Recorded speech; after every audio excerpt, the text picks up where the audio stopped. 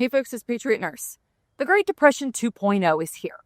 And despite the fact that the narrative in the mainstream media keeps blaring that times are good, the stock market's high, all is well, all is not well.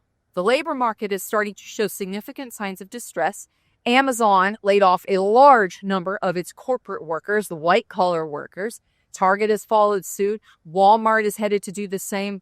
Many swaths of middle-class, white-collar, educated, skilled people are being dismissed from their jobs because AI is replacing them. This is a trend that is not going to stop. It's only going to get worse right at the time when we are in the biggest asset bubble in United States history. The housing bubble that we're in is second only to the 2008-2009 bubble. And our dollar has lost about 50% of its purchasing power since before COVID.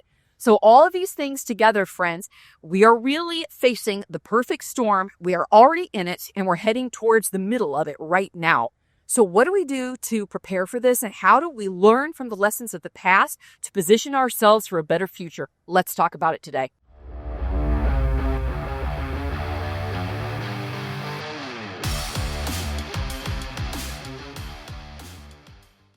So friends, I have been in the preparedness world teaching since 2012, 2013.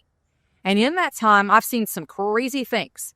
But what really is the most disconcerting thing that I'm seeing right now is the amount of financial duress that is flying under the radar, that is being actively suppressed by not only the mainstream media, but also other outlets for political reasons that don't wish to call a spade, which is the economy is absolute crap right now, except for a very small number of people who have a whole bunch of money either in stocks or in other types of inflated assets. People who have bills to pay and children to raise, and your average working Americans, they are in financial distress right now. Is it any wonder then that food banks are at their breaking point? And not just because of SNAP benefits, etc., being terminated because of the government shutdown. No, this was happening long before then. For instance, in East Tennessee and several other areas, East Tennessee, my neighborhood right now, is experiencing the greatest amount of food insecurity. Yeah, it's a real thing. It's the greatest amount of food insecurity that they've seen since really the 2008 timeline. And the 2008 timeline, frankly, wasn't really the same from the way that I see it. What I see now is people are working plus side hustles, doing as best as they can, but their paycheck is not keeping up with the rise in cost of everything, not just food, healthcare premiums, home insurance premiums, rent has doubled, tripled in some areas. People are not making it. And when you look at all of this data, the government will either cook it and say it doesn't exist or dismiss it and say, oh, it really isn't that bad. Wait for the next numbers to come out, wherein they revise down their forecast to be absolutely horrific, far worse than what it was before. There's no confidence that anyone with a badge of government is going to be giving us the straight dope truth. It's not happening. And at this point, people are also losing their jobs. AI is displacing a great number of white-collar educated workers. Amazon, Target, Walmart, all of them making massive layoffs right now. So what are we to do in the midst of this? Well, I think the first thing is to rip the Band-Aid off and say, we're in a depression. Don't even bother calling it a recession. This is a depression. And so desperate times call for quasi-desperate measures. When I look at the proven tactics that my grandparents used. And let me know, did your grandparents share any strategies with you of how they rode out the hard times, what they ate during the hard times, how they made ends meet, how they economized? My grandparents have shared with me the things that really I want to share with you right now. And actually, I filmed a video, which you can watch. And this video is with my late grandfather, God rest him. And it was Great Depression Survival Lessons, Papaw Speaks. Now, my grandfather grew up dirt poor in Appalachia. It's a wonder he didn't starve to death. And the things that he shared in that video, some of them I want to share with you now, which is, A, have a garden. Now, of course, it's nice to say this right now because we're going into cold season when overall propagation is significantly hampered for much of the country. And certainly if you don't have a greenhouse, your options for growing are quite limited. However, for expanding the available food in your pantry and the food on your table, you do have some options. And I want to be sensitive to something right now. I have never seen, I can honestly say this, in my lifetime in East Tennessee, I have never seen this area have such food insecurity. I've never seen it this bad. And we're talking about people who are going to food banks, and the food banks are maxed out. And this is not just because of SNAP benefits being ceased on the federal level. It's not just because of that. This preceded this food insecurity crisis that we're seeing, certainly in East Tennessee. It preceded the SNAP benefit issue. Much of this is because of a few things. And depending on where you're at in the country, you may have seen something very similar. East Tennessee and many other areas in the Sun Belt experienced a massive flood of people fleeing the lockdown states and selling their homes for significant profit, coming here. Profit is not inherently bad, by the way, just a caveat, but coming down here and purchasing homes for cash. The problem is that the local people who have been here, their paychecks did not rise with this increase in influx in people coming in, and the way that this influx drove up the cost of housing and also drove up the cost of services, etc. So paychecks have certainly not caught up here in Tennessee and in other areas with the rising cost of living, whether it's groceries, electricity is another one. So as a way to really make ends meet, let me encourage you, aside from shopping sales and cutting coupons, which everybody knows, and I find it so fatiguing when they say that, however true it may be, perhaps I'm going to share with you some things that you haven't heard before. The first is grocery outlets. Now, grocery outlets are effectively salvage food, okay? Now, these are in many different parts of the country. In the South, in the mountainous South, we have the United Grocery Outlet, the UGO. I'm not sponsored by them, but I totally would consider it because I love the United Grocery Outlet. The United Grocery Outlet, if you know your prices in your mind, or you go in, for instance, with your Walmart app on your phone and you can compare prices per ounce, always look at the unit size. You can oftentimes get really stellar deals. I'll give you an example. So the frozen hash brown bags from Walmart, usually they're called the Potatoes O'Brien, the little southern hash browns with peppers and onions at Walmart, it's usually about $3.50 to $4 a bag. At the UGO this last week, they were $1 a bag. So guess who got 15 of them? So the way that my family really triages, particularly in times when we're not really able to cultivate and grow as much during the cold and winter times, the way that we build our grocery list, I'll shop at the UGO first. I go to the salvage foods first and the grocery outlets first, and then I build what's happening in the kitchen afterwards. And so it's nice to meal plan. It's economical to meal plan. It's wise to meal plan. But when you start out with heavily discounted foods first and then build the more expensive foods, like, for instance, your dairy, for instance, or the more niche produce, you really start to cut down on your expenses. So let me encourage you, if you have not gone to a grocery outlet or sourced salvaged food outlets, you might want to consider doing that. Now, obviously, of course, check your expiration dates. Most food that is available at these places is not going to be, for instance, dented and bloated cans, but this is going to be, for instance, foods that are a few months to their best buy date. And you can really save a lot of money this way. Now, I also want to speak about some of the realities here from a depression standpoint of mitigating costs in rising utilities. Now, I think we need to call spade a spade on this. Part of the layoffs, this is a whole big like snake eating its tail here with AI, artificial intelligence. Artificial intelligence is responsible for a lot of these layoffs that we're seeing of middle-class, educated, skilled workers in the white-collar field, HR, other types of like accounting, for instance. A lot of people, particularly in Amazon corporate, were laid off of these areas because AI has effectively made their jobs less needed. But here's more to the point. You know how AI functions, of course. You know what AI needs in order to work? Energy. Lots and lots of energy. So in many cases across the country, people are looking at their electrical bills now and they're like, good Lord, like how did this rise so quickly? And then they see that there are these data centers that are being built nearby. And oh, by the way, the energy being used by these data centers that run AI, that is displacing them from their jobs, they are paying a premium to subsidize. So this cost, an increase in electricity, in heating, all of this is being passed on to people, of course, to subsidize their very job displacement. So what happened in the Great Depression? What did people do? They wore more warm clothes in the house. And this is something actually I think that really bears speaking about. Because when it comes to keeping your house at a temperature that's comfortable for you, there's a lot of people who are used to running around, between 70 to 72 in wintertime.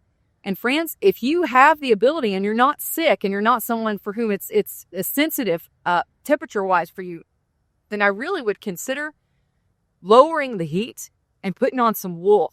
Now, practically speaking, wool can be very expensive. This is another thing to look at. When you're looking for clothes, thrift stores, you can still find things there, but you have to be diligent. You have to look at things.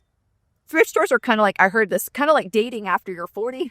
You have to treat everything as highly suspect, that it's either in some way defective or it's there for a reason because somebody couldn't make it work otherwise. So just a little humor there, not hurting, hopefully hurting too many feelings. But the reality is, if you look at thrift stores, look for wool, look for warm clothes. And in particular, one of the things I saw the other day, I decided I was going to go and shop around. I actually went to Target, if you can believe it. Yes, it happens every now and then. But I walked in and they had this huge Woolrich display. I'm like, oh, Woolrich. I remember them back in the day. They made really quality wool.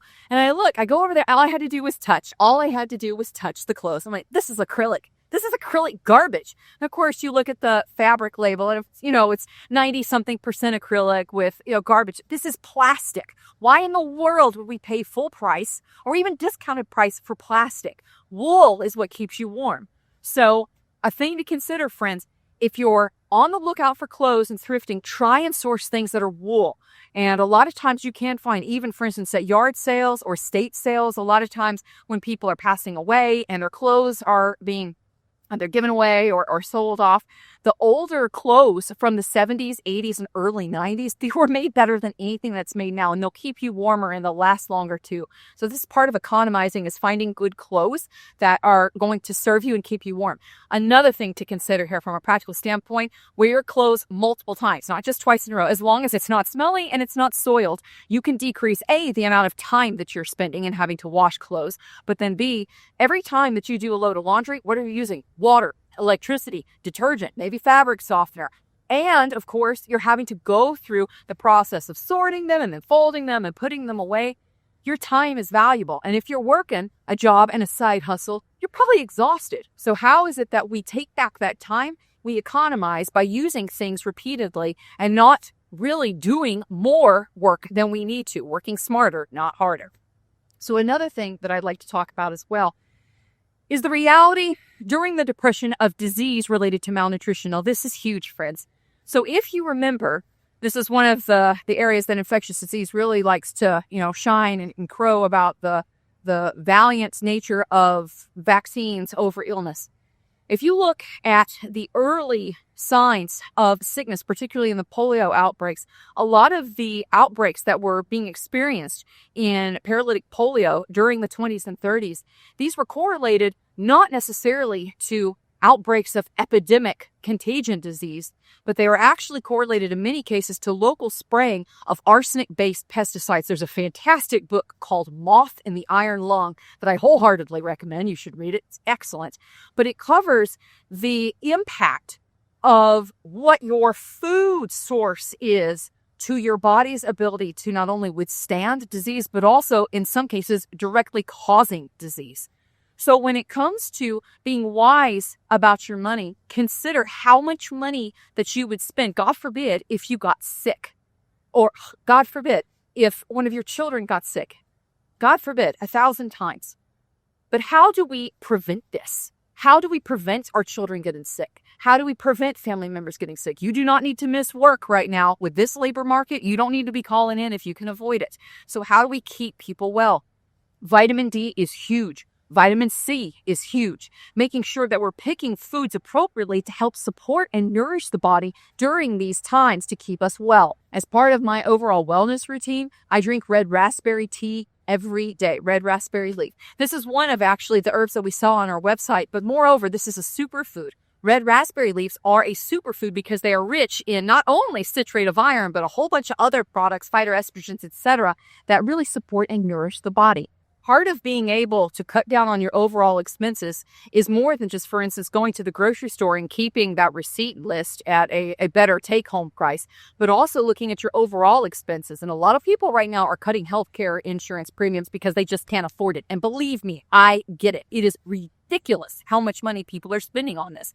And so people are looking right now like, okay, well, it's $600 a month, $1,500 a month. Some people, $2,000 a month for healthcare premiums. Like, I can't pay this. Our rent is going up. Groceries are going up. Childcare is oppressive. So people are saying, you know what? I got to cut something. I have to cut health insurance. I get it. But if you are going to cut health insurance, you have got to make sure that you are taking care of your well-being from a nutritional standpoint. One of the reasons why I am in the process of creating my course, the Nutritional Survival course, is because I get this. I know what's happening right now. We've seen this before. And in order to help you spend your money wisely and to help you plan your food wisely to prevent disease, you have to know how to pair foods, how to buy foods, how to source foods that are going to keep you well. What does it look like when people don't get enough vitamin C? What does it look like when people don't get enough vitamin A or vitamin D? We're going to cover these things in the course. I'm going to show you what it looks like when people run, for instance, long-term deficits in B vitamins, the diseases that show up, and what it looks like, how you can catch this early. All of this is going to be covered in the course, and Lord willing, we'll be unveiling it before the end of this year. Stay tuned for that. It's going to be awesome. Now, as a final wrap up for this video, I want to encourage you guys, the times that try men's souls, particularly when they have a rapid decrease in their standard of living, this rapid fall from what they expected their life to look like to what it actually is, that causes severe depression for people. It can cause hopelessness. And this cycle, for instance, the doom loop cycle, I get it. It's hard to mentally distance yourself from it. But let me encourage you, take one day a week and turn your phone off. Whatever it is that is rest for you, you need to do it one day a week, if possible, where you don't have your phone, where you're not getting bombarded with stressful stuff or screens that tell you how to think and what to feel. Have a grounding day with you, your family, and the Lord, where you just take a pause and you know what? There are clouds in the sky. The sun is behind them, but it's going to come out. And I'm going to be here because the thousands of people who lived in my line before me, they made it through all of the stuff they endured so I could be here today. And if they can do it, I can do it. Gosh darn it. So we can do it. We can endure. We can thrive. We are set up really as particularly people who are Bible believers. We were called. We were born into this world. Our souls entered this realm for such a time as this to be a blessing for people. And whether it's you're at the grocery store and you have the ability, for instance, to pray for someone, or even, for instance, let's say that you see a great deal and you're about to empty out the shelves, but you know what? I'm going to leave one because somebody may legit need that one. And there may be a day where I have a need of just one thing and I want it to be there. So I'm going to leave the one. However it is that you exercise your faith, let me encourage you to exercise your faith and know that if you're faithful to the Lord, He has promised in a covenantal relationship to safeguard you and your needs. It's true. The fear of the Lord is the beginning of knowledge and wisdom. And Lord knows we need knowledge and wisdom right now, friends. So I hope this video was helpful for you to give you some practical tips. Call a spade, friends. We're in the depression. We are in a second depression, and it's 100 years effectively from the last one. But our ancestors made it through. They were wise, pioneering, skilled people who were willing to endure, make tough choices, and take on a challenge. And we can do it. And we can do it and be a blessing to others at the same time. If you got value out of this video, please share it with one person, just one person who would be blessed from it, and also someone who could use a little encouragement as well. A lot of us are seeing people right now strapped in ways that they never have been. A lot of us are having to make choices right now and economize. But we can do it, friends. We can do it. We can persevere. We can press on, and we can come out smiling the other side. Hope the video was a blessing to you. If you haven't subscribed, make sure and do that. It is free to subscribe, remember, so it doesn't cost you a thing. And if you click the bell button, then you'll make sure and get notifications whenever I make new videos. I won't spam you. It's not my scene. I'm not a spammer. So stay with us on the channel, friends, if you like the content. May the Lord bless and keep you all. For now, it's Patriot Nurse signing off. I'll see y'all later. Bye.